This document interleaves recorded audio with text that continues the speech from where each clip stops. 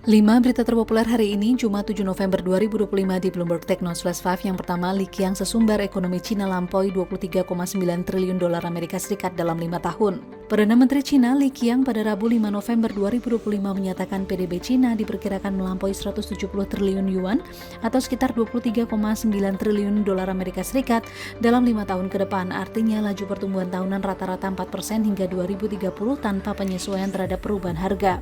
Angka ini sesuai dengan pertumbuhan PDB nominal yang dilaporkan sepanjang tahun ini. Li menekankan Cina akan fokus meningkatkan permintaan domestik, terutama konsumsi untuk memaksimalkan potensi pasar. Menurut Michelle Lam, ekonom Cina Raya dari Societe Generale SA, angka itu bisa dilihat sebagai batas bawah pertumbuhan dan mencerminkan fokus pejabat yang semakin besar pada kualitas ekspansi. Cina sedang menuju target pertumbuhan PDB real sekitar 5% tahun ini, namun pertumbuhan nominal melambat akibat penurunan harga.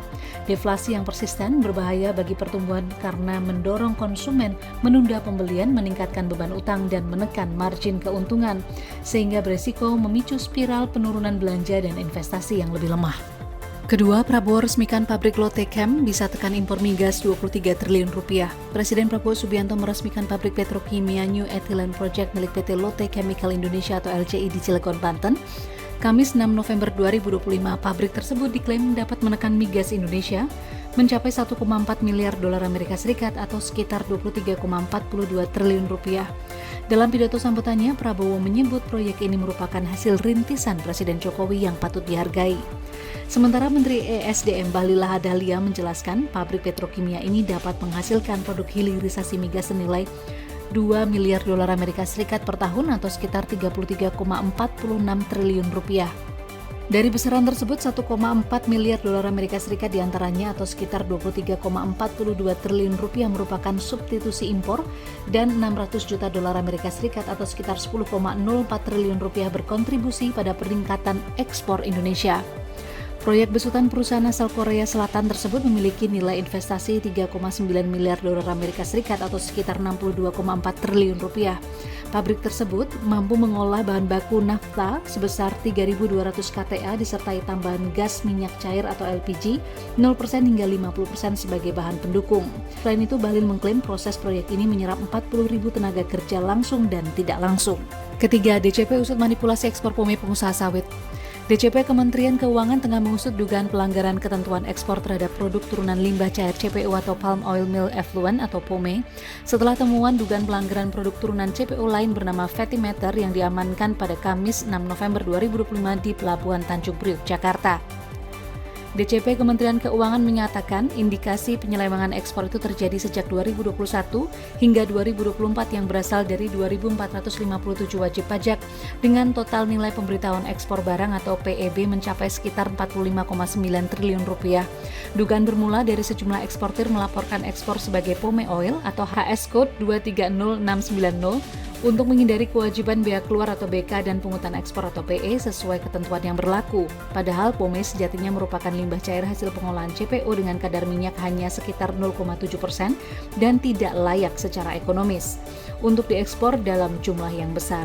Data internalnya menunjukkan volume ekspor POME justru melampaui ekspor CPO nasional serta ditemukan perbedaan signifikan antara data ekspor Indonesia dan data impor negara tujuan atau mirror gap.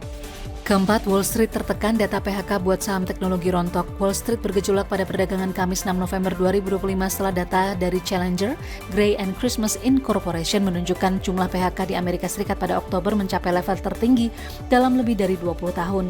Hal ini menekan saham teknologi bernilai tinggi dan aset kripto, sementara obligasi justru menguat karena meningkatnya harapan bahwa The Fed akan memangkas suku bunga. Indeks saham Amerika Serikat melemah untuk kedua kalinya dalam 3 hari terakhir dan imbal hasil obligasi pemerintah bertenor 10 tahun anjlok paling tajam dalam sebulan. Nasdaq 100 turun 1,9%, sementara indeks volatilitas utama sempat menembus angka 20. Kemudian indeks S&P 500 turun 1,1%, saham Nvidia Corporation dan Tesla Incorporation memimpin pelemahan di kelompok saham berkapitalisasi besar. Sementara UBS US EI Winners Index merosot hampir 3%. Imbal hasil obligasi Amerika Serikat bertenor 10 tahun turun 7 basis poin menjadi 4,09%. Pasar uang kini memperkirakan peluang lebih dari 60% bahwa The Fed akan memangkas suku bunga bulan depan.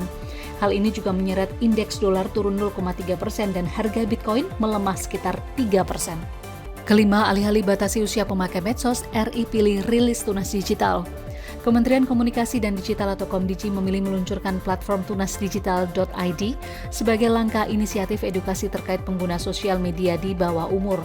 Menteri Komdigi Mutia Hafid mengklaim langkah Indonesia ini didasarkan pada peraturan pemerintah nomor 17 tahun 2025 tentang tata kelola penyelenggaraan sistem elektronik dalam perlindungan anak atau PP Tunas.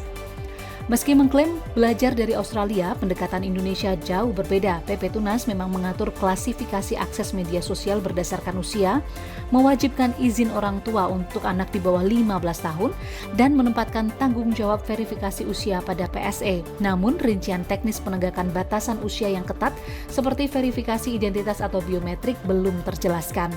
Sedangkan di Australia, aturan larangan akun di bawah umur berlaku 10 Desember dengan ancaman denda hingga 49,5 juta dolar Australia atau sekitar 515 miliar rupiah bagi platform yang gagal mencegah akun di bawah umur menjadi rujukan global dalam upaya melindungi anak dari cyberbullying dan konten berbahaya. Itu dia 5 berita terpopuler pilihan Bloomberg Technos hari ini. Ikuti terus update selanjutnya di www.bloombergtechnos.com.